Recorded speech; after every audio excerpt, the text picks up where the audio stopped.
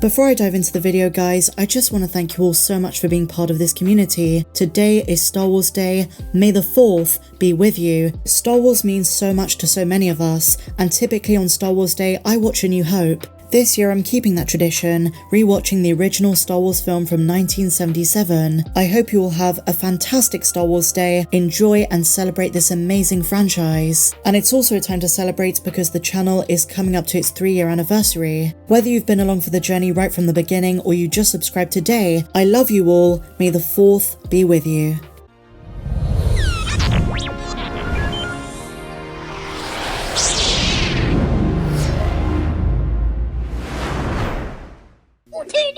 Hello my dear friends, and welcome back to another video. Today is Star Wars Day, happy May the 4th, and we just got Visions Volume 2, as well as Young Jedi Adventures. Now I thought the new volume of Visions was very interesting. There were some I enjoyed more than others, but in my opinion the highlights were Sith and Journey to the Dark Head. But I want to hear your thoughts on it and your favourite episode in the comments down below. But today, my dear Mandalorians, we do have a bit of news. Let's start with The Mandalorian. This has been making the rounds on Star Wars social media, and many fans are a bit confused. So if you think back to the run-up to Mando Season 3, Jon Favreau said there were 2 years between Mando Season 2 and the Book of Boba Fett. 2 years where Luke trained Grogu, and Mando and our little green friend were apart. Well, that has seemingly been contradicted. Now here's the thing, one of the biggest questions when it comes to Mando and Book of Boba, something the fandom wants to know continuity-wise, is how much time passed from the moment Din passed Grogu off to Luke and when they reunited after Grogu's choice in the Book of Boba Fett. As I said, Jon Favreau gave us something of an answer before Season 3. On one occasion he said between 0 and 2 years since the end of Season 2, while also commenting how it's been definitely more than 1. But now the new canon reference guide Star Wars Timelines has given us a different answer, a contradiction to what Jon Favreau said. Over the last couple of days, I've brought up this book a couple of times. We spoke about Cad Bane, and then yesterday,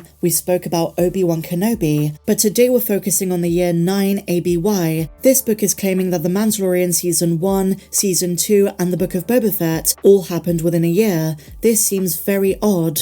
In other words, everything up until Season 3 on screen took place in the same year. According to the Timelines book, only a few months passed between Grogu and Din saying goodbye and their subsequent reunion in the Book of Boba Fett. Not years, months, but the showrunner previously said it'd been more than 1 year, so why this contradiction? Well, some fans think Jon Favreau was talking about the time that passed in real life between shows, not the time that passed in universe. But his words were a bit wishy-washy, nothing was made clear, but to me it sounded like he was talking in-universe between 0 and 2 years. If I recall correctly, the question was about what took place in the story between Grogu and Din's emotional farewell, where Grogu went off with Luke, and then them reuniting in the Book of Boba Fett's final episode. Here is the quote from Jon Favreau. "I don't know if I said many years, it's probably about the real time we've experienced it, so it was at the end of Season 2 when they said goodbye. We checked in the Book of Boba Fett about a year ago, when they parted company again, and then he rejoined the Mandalorian. So now I think somewhere in there,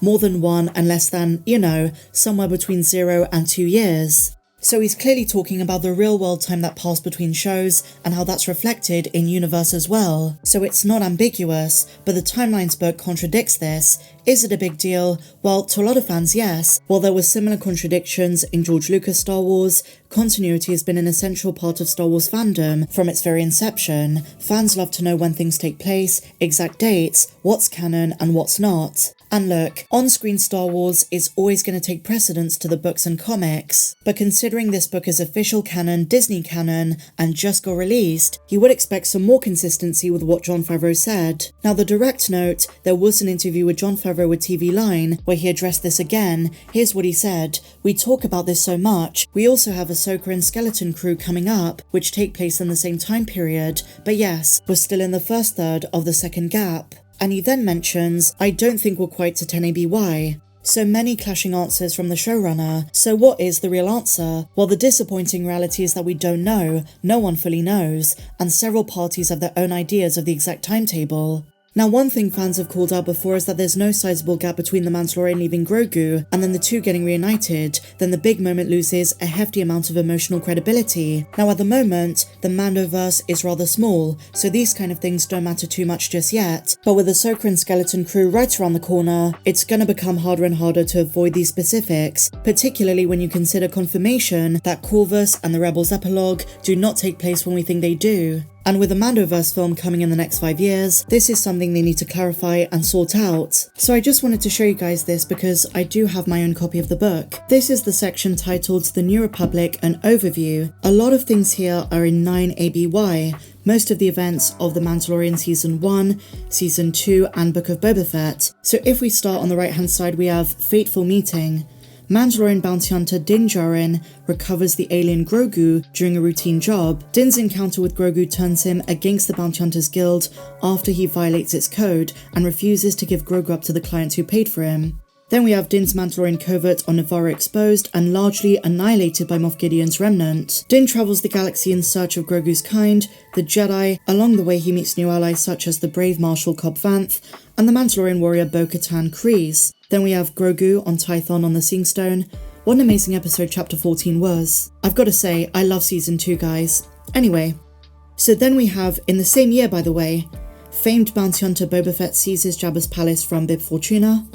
That was the post-credit scene of Mando Season 2. And now here's the interesting thing. The Hutt Twins events of Book of Boba Fett takes place in 9 ABY as well. That doesn't make any sense to me. All of this takes place in a year. A very busy year. Then Din agrees to join Boba's fighting forces against the Pike Syndicate. Din fights droids building Luke's Jedi School on Ossus. Again, all Book of Boba. Then we have the Cad Bane event.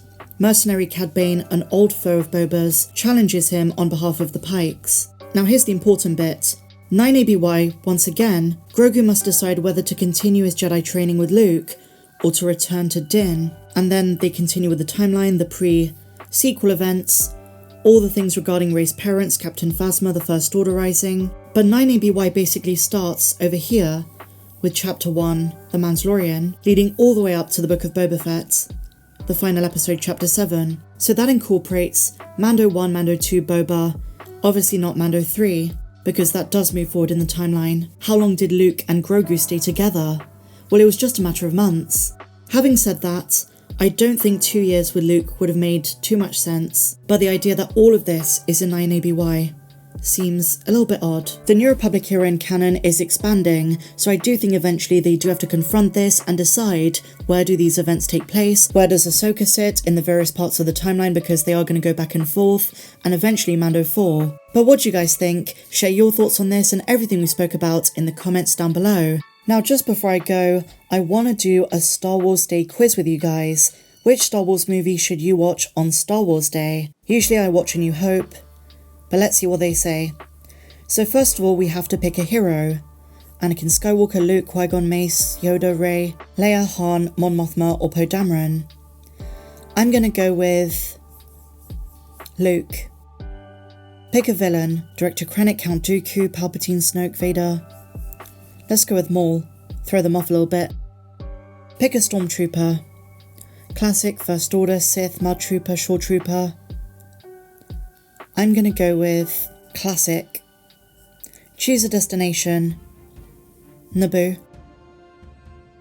Pick an alien or creature to travel by your side. We've got Porgs, Wookiees, Kwakin monkey lizards, Lothcats, Gungans, Kaminoans, Ewok. Let's go with Ewok. Pick a colour. Pink. What's your favourite Star Wars series so far? It's a tie between Rebels, Andor and Mando, so Rebels. Pick a droid. Do they have R4? No, they have R5. I like Obi-Wan's droids. Let's go with R2-D2. Pick a ship. Let's go with N1 Starfighter. Choose an outfit.